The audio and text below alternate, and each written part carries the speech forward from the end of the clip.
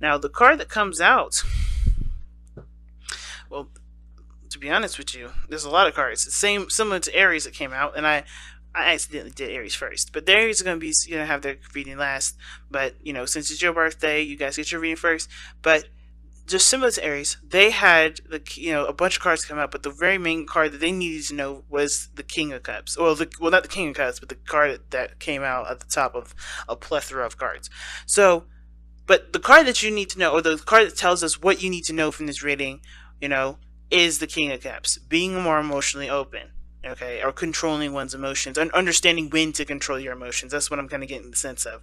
Because when it's important to know when to control those things, but not to overly control them. Because I think, Taurus, you had a tendency, especially last year, before Uranus, well, definitely before and after Uranus went into your sign, there's been a lot of ups and downs regarding your emotions, and it's been hard to figure out when it's acceptable to burst out and be your emotional self, and then when not to. But then at the same time, I kind of get the sense for a lot of y'all, it's really when to bust out and be yourself, when to express those emotions, when to let people know, let people in, and be vulnerable, and when is being vulnerable a sign of strength and not weakness. It's always a sign of strength, in my opinion. It's never a sign of weakness. However, when it's, of course, when it is used in a way that disempowers you, and it's not necessarily the appropriate time, like say for someone that's mourning or something like that. When you start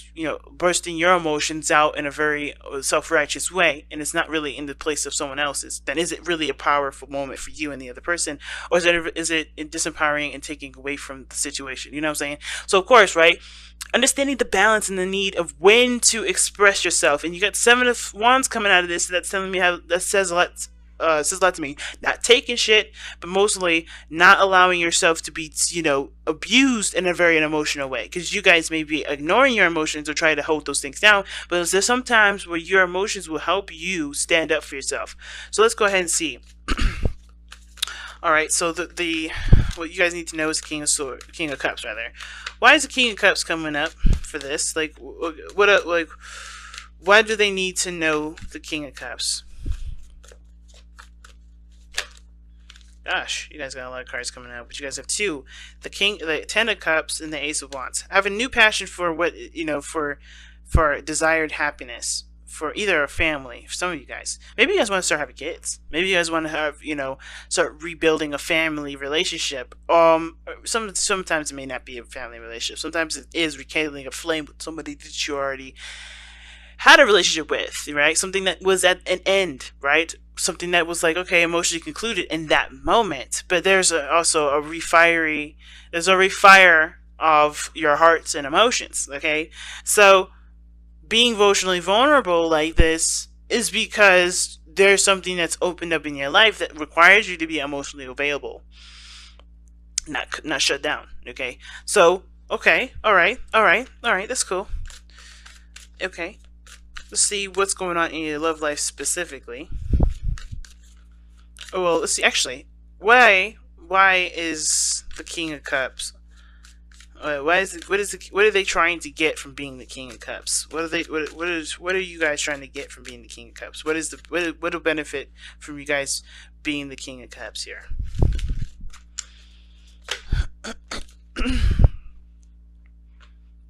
Two of Swords. Okay, like I was saying before, making the hard decision between being emotionally available and when not to be emotionally available, when to be logical and detached. Okay, why is the Two of Swords coming up though? Give us a little more information. What is the decision that they need to make? What decision is it that they need to feel like they need to make? Oh, I had a feeling that was going to come up. Yep. And the Five of Coins coming out like this. Dudes. Okay. Y'all need to figure out when it's appropriate to be emotional, when not to be emotional, when it comes to making a decision about what you need to be leaving behind that doesn't work for you. I think you guys have been struggling with something for a long time. Maybe it was building a relationship with somebody, or maybe it was that you guys have been struggling with a certain situation that hasn't been paying off. Meaning, like, it hasn't necessarily been giving you what you've been needing, right? It's recognizing what's serving you, what isn't. So that way you can start making the necessary steps to start building towards what does make you happy and what does give you something back. Because the Five of Pentacles, it's not a bad card. You know, sometimes it's like you need to struggle because there's a certain period in time or certain area in your life where there's nothing to do but struggle. And it's, you know, struggling isn't necessarily a bad thing. It builds us our strength. It thickens our skin. It improves the situation that was already in a pretty shitty place, right? And there's, like I said, that because of that, right? Because of what struggling does, it's not a bad thing. However, sometimes with situations, it just doesn't get better. And considering with the Eight of Cups be coming up before the Five of Coins, it tells me that you've been in a situation long enough to know something's not gonna get better. So what steps do you need to take? The difficult decision to make that's coming up here has to do with making going in a direction that may not be ideal for everybody in the situation, but is ideal for you. And represents a struggle, and it does represent a struggle because this does have a lot to do with your happiness, what you want. You get what I'm saying? So it's hard because I think a lot of you guys attribute a lot of your, I guess, I don't want to say existence, but a lot of your, your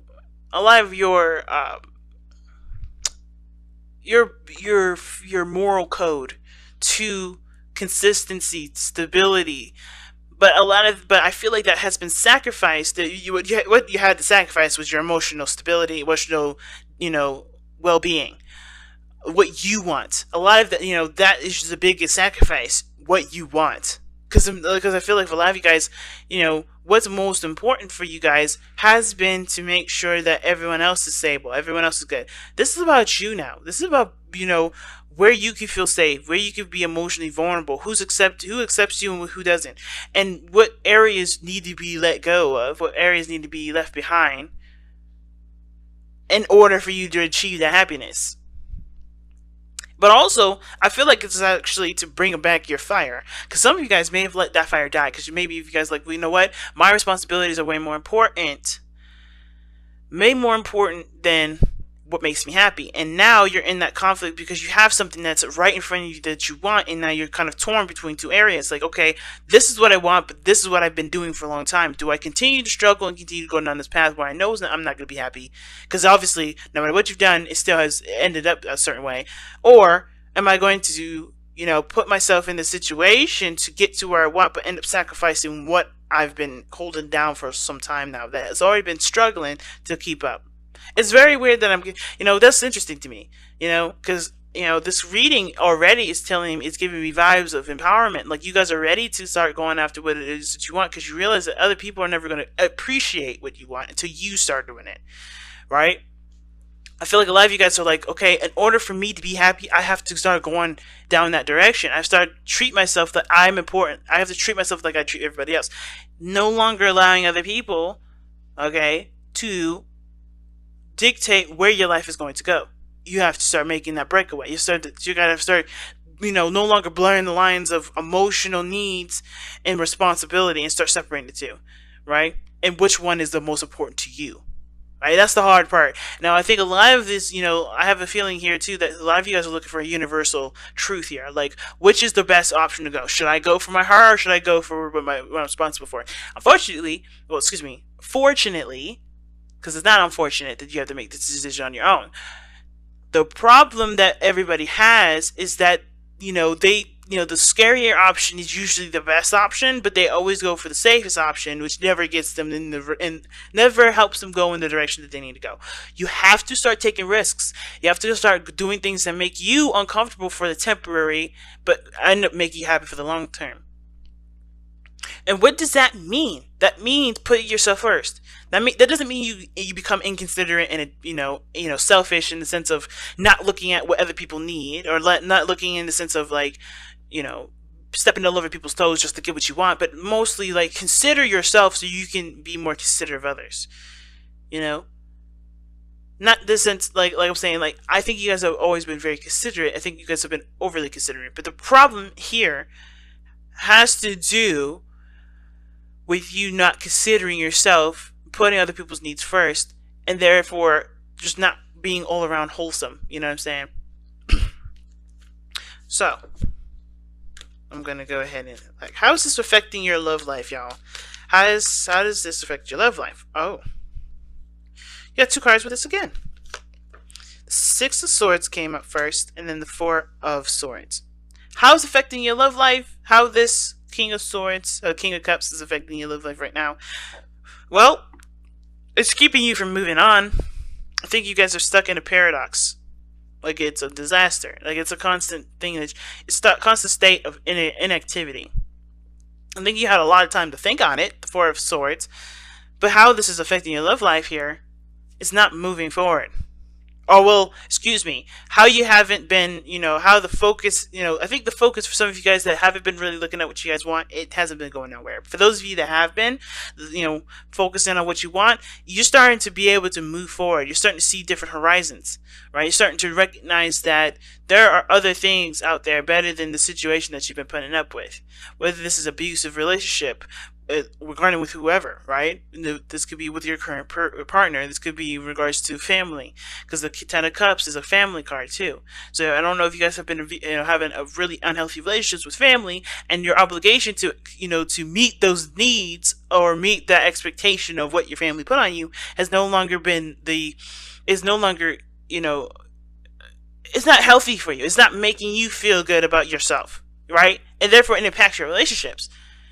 It either makes you leave them prematurely, or makes you, or you may feel like you move on, or you have to leave that behind because ultimately, that's not what your family wanted. But you hung up on that. You're hung up on whatever you left on because you weren't finished with it. Or maybe there's a certain area in which you do want to move forward in, but it's been hard to do it because, there's a lot to consider regarding what that will mean for you and people that you attribute to being in your family. You got a lot of fire, and this has to do with what makes you happy. With the people that truly want to support you and make you happy. I feel like the biggest thing is realizing who has your back, who truly is supporting you. And filtering out the network of support and the real network of support, and not just kind of taking anybody's face, taking anybody by their title. If that makes sense. Really seeing how they affect you emotionally and attributing to that towards, where you go or how you continue to entertain this person in your life, or entertain the people in your life, entertain the flow and the treatment and so forth. But most importantly, it's about putting yourself and your needs and your desires first, especially if you haven't been. Now, for some of you guys, because I'm trying to read this a different way here, because this story may not resonate with everybody.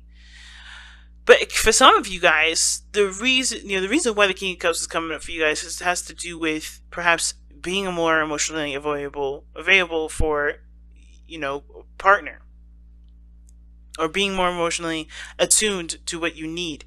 Or maybe this has to do with healing yourself from a situation that ended in the past and getting your fire back. Because perhaps you've been in a very subdued state for a long time. I mean, you've been numb. You've gotten yourself to a place where you've been numbed up. Because every time I see the King of Cups, I'm like, all right, is somebody letting the air flow, or letting that river flow?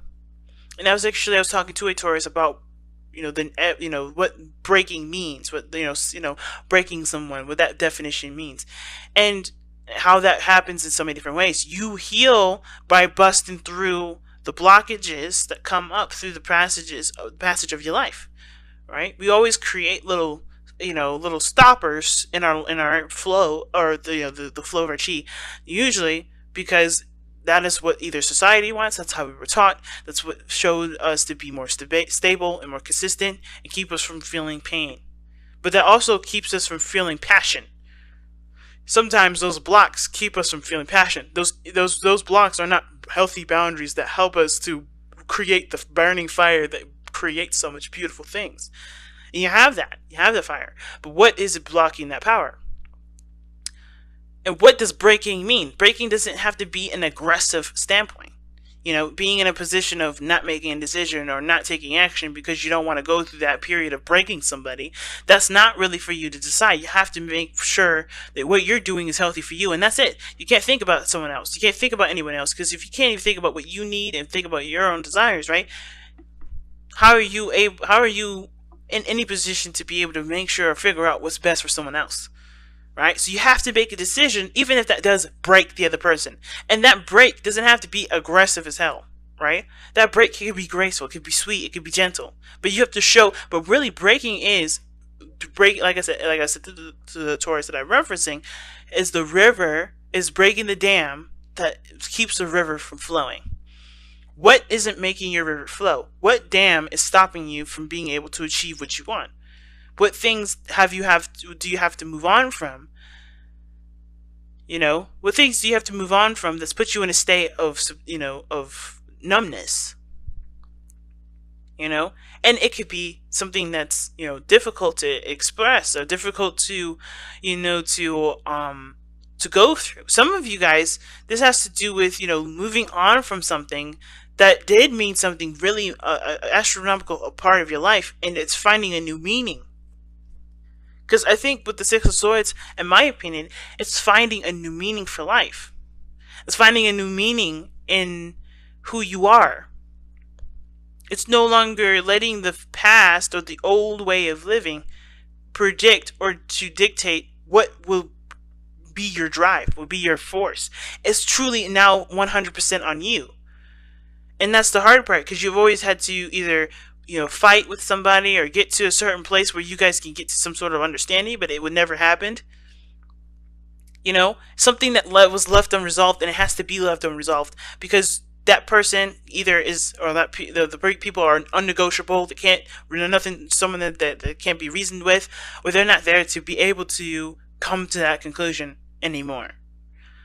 And that's the hard part, because if you guys have had people that have passed, because I know some Taurians and that have lost some people recently, it's going to be hard if you guys have some beef and you guys have never been able to reconcile that.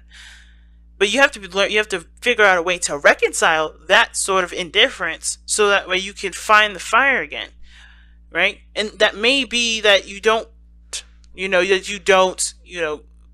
come to a conclusion that you guys can stand up to level playing fields with. You may have to just accept that things have just wasn't the way that it could be, in the eyes that you had, in the eyes of success that you had at that time. But it doesn't infringe on the future successes that you have in the later on. It doesn't infringe on what you may want now for yourself, because the blockages that you had before are no longer there. And I'm not saying the person that you may have lost was a blockage. I'm saying that whatever you felt was that you felt contributed to the blockage of being able to have a successful relationship with that person will not be the blockage for the future relationships or the future areas in your life where you can have that success. The person was never necessarily the problem. The problem between you and the person was the problem. What was that issue? Identifying it, and sometimes it's big. The biggest thing about this reading is making peace, so that way you can heal and be able to move forward. It's so intricate, this reading. So let me get a little bit of information. Well, let me get the last card here. What is the overall outcome for the reading here? What is the overall outcome for Taurus in this reading in regards to what they need to know?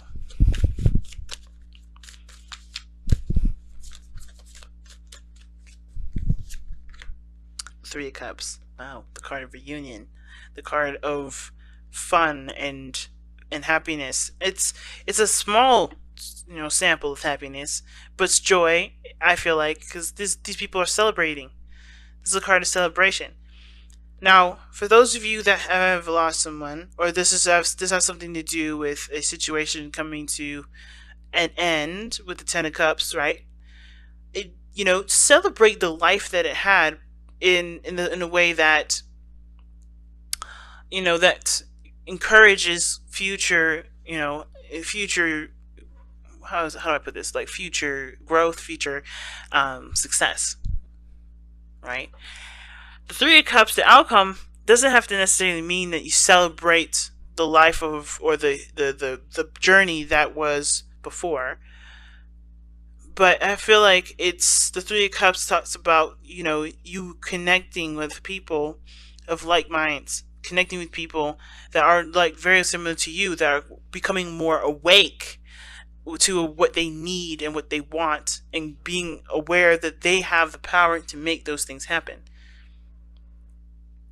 The King of Cups is passive, the most passive king out of all of them, but he still is avid about going for what makes him feel good, right? He'll always put himself in a position in which he feels the best. And I feel like with 3 cups coming up like this, I feel like you're going, connecting with people that are, that are similar to you will help you to figure out what your best decision is regarding either leaving something behind, like the 8 of Cups is saying, or, figuring out what you're no longer interested in putting up with. Figuring out through the situation that you've been through already, figuring out what is your tolerance level, figuring out what your new boundaries are, and you either start making progress in relationships that have been struggling for a while, and really, putting in either a college try, which I don't believe you guys haven't been, but like figuring out if something serves you and what doesn't, and start making progress in what areas that do benefit you and what do serve you. No longer putting effort in something that doesn't. Follow the moon. Okay, trust your intuition. That's the card that comes out. The King of Cups is very good with that too. He's very intuitive. Very intuitive. Not just no. And the reason why and how he's intuitive is by looking at his emotions and looking at what he wants and looking at how he feels in every moment, in every situation. He's on top of his emotions. He doesn't let them get the best of him, and he does not let them. He doesn't hold them back either. Is knowing the importance of of the flow, understanding the flow. Okay, and I feel like the moon is never. I would say this too, guys, because I think the biggest thing that you guys are gonna have to face right now for the next 8 years is that you're gonna be facing the moon a lot, and it's a really weird. Okay, sorry about that if you guys hear that in the background. What the hell is going on? But anyway, the moon, I know the Uranus is not the moon, but the Uranus is very similar to it in the sense of like you can never predict what's going to happen. But it doesn't mean that you can't create beautiful things from unexpected events. You can't be graceful in an unexpected event. That doesn't mean any of that. You can be all those things. You can do the best that you can. You can grow in astronomical ways. You could be successful. And you don't even, because you took advantage of a situation. You